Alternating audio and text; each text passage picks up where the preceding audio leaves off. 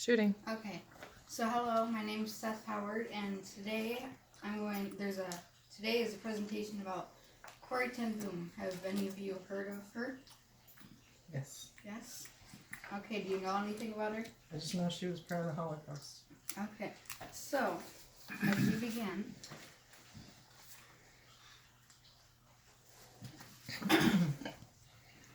so Corrie ten Boom was born on August 15th, 1892 in Haarlem, Netherlands. She was the first female licensed watchmaker in Holland, and she was licensed in 1922. And one interesting fact that I really liked about her was that she helped save over 800 Jews between the times of 1943 and 1944, but until her capture, basically. And do you know how she might have done that? No, I don't remember that. So, the house they lived in was called the Bayet, because it was short for the street name that I can't pronounce. It's like 20 letters. And at the Bayet, they were hiding Jews.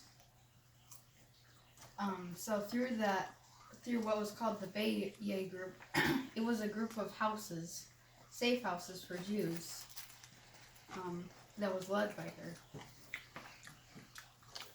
So her father was a really nice person, and he wanted multicultural connections for his kids, basically. His daughter, her sister was Betsy.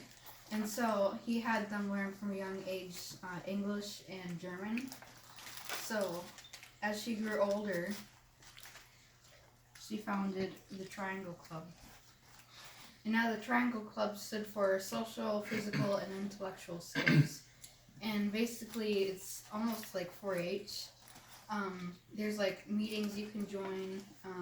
There'd be like on this night there might have been like German classes, and this night you learn more about something else. It's basically learning. And every time she did a club meeting, she always tried to incorporate God into that. And so,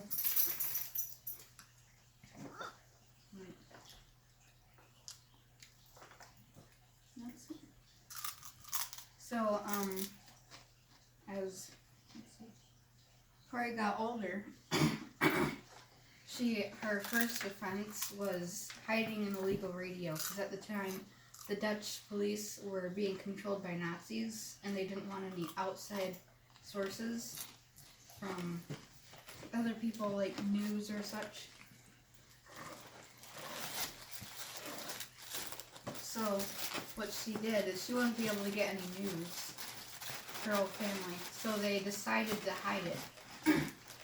They had 2 radios at the time. One was an old radio that they have gotten a long time ago, and then they had a nice small radio, so they had to give that one away.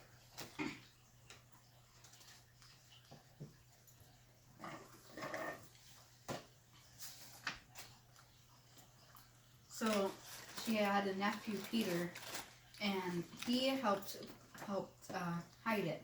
They hid it in their staircase, which was in the middle of the house. It was a spiral staircase, and he hid it next to where the piano was, and she wondered why. And so she basically asked him, and he said that, well, when you're trying to listen to the news, then you can play the piano to cover that up, basically. But Corrie also had another nephew whose name was Kik, and he took her to a Dutch Underground meeting. Have you heard of the Dutch Underground? I haven't, no. Well, the Dutch Underground was a force against the Nazis, and they worked to help Jews. They get what was called ration cards to them, because a lot of the times they weren't allowed to have them, and ration cards allowed you to get food. And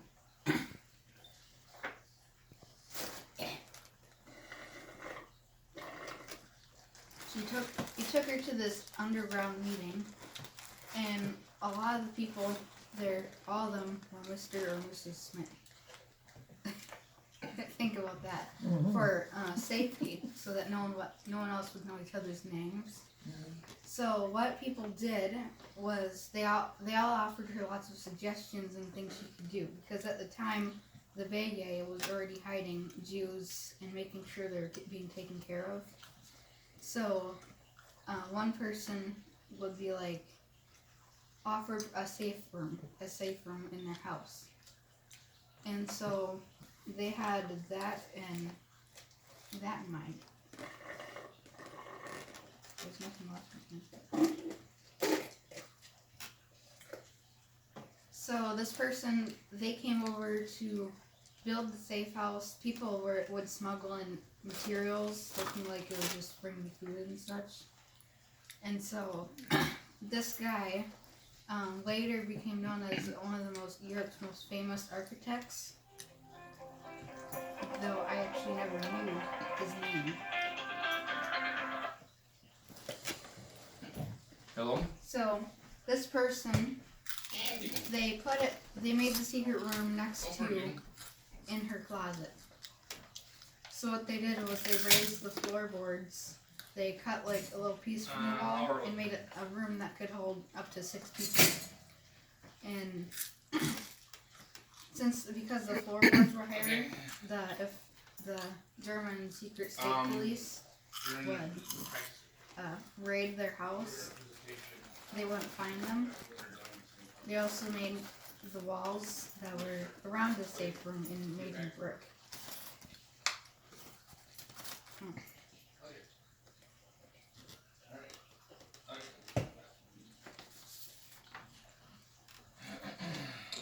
And so she has a book called The Hiding Place.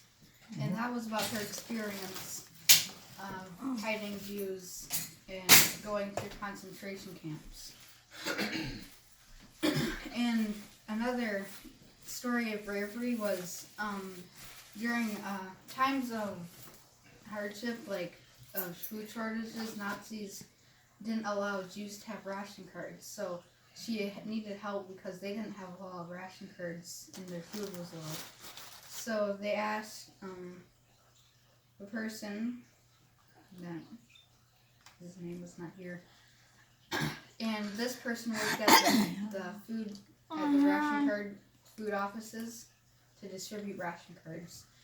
And this person helped make it look like a robbery. So what they did was they faked it. They had someone come in, basically look like it beat them up, but and everything, and tried to fight them off. But in return, it was all planned and everything. So Corrie ended up getting 100 ration cards. I don't know how much that would have gotten you as far as food, but it was a lot. But it didn't last forever, because on February 28th of 1944, they got raided. And at the time, there's a lot of people that were there. They're having a prayer meeting, and they didn't even know that there were Jews being hidden in the house. So they all went to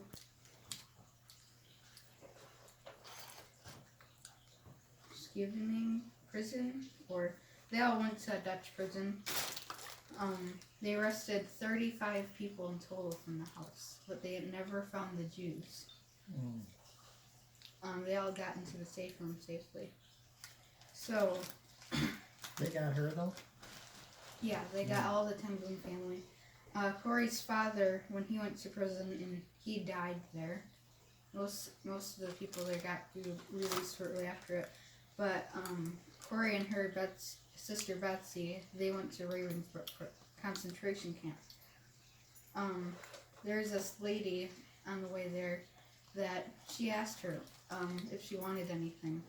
And what do you think Corrie's response was? Like, what do you think she asked for? A Bible.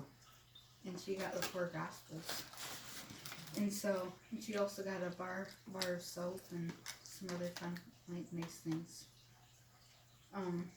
So they're the barracks that they're in. They're kind of called the weird. It was kind of weird. Everyone called them because they all were full of hope and happiness. Why do you think that might have been? Faith. Yes. Everyone there, even though they spoke different languages, they would translate because they spoke German and English. So everyone would translate for each other, so they would all get to hear everything. And they had Bible prayer nights, and everyone grew closer to faith and everything.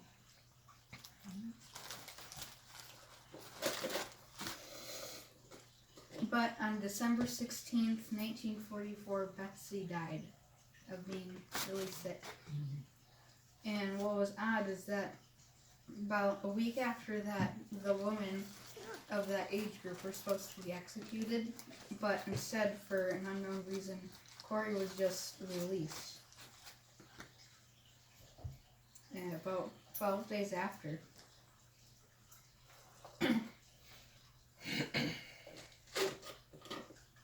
So Corrie went back to Holland and she opened a rehabilitation center for people who are like mentally scarred from Nazis, basically to help people and everything.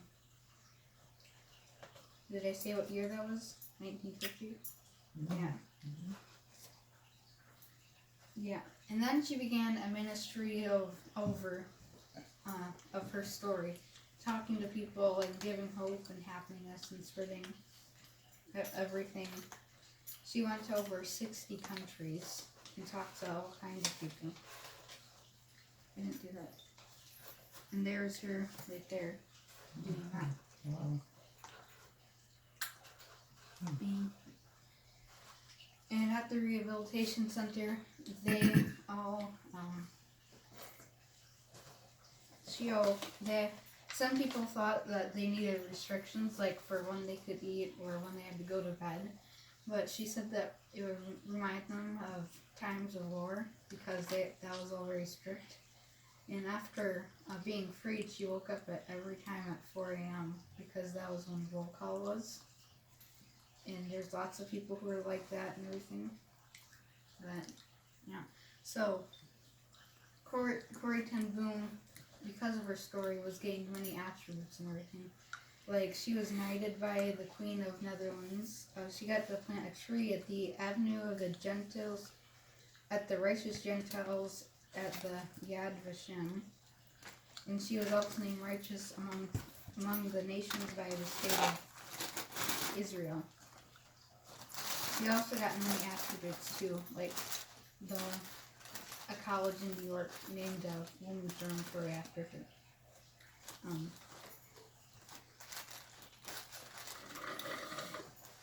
So Corrie ten Boom and all basically kind of changed the world through perspective and the way we look at hope and bravery. She helped change our minds and kind of inspired us as to what we can do to help the world. And she always had a love for what her father always called God's ancient people, which were Jews. And Corrie ten Boom, okay.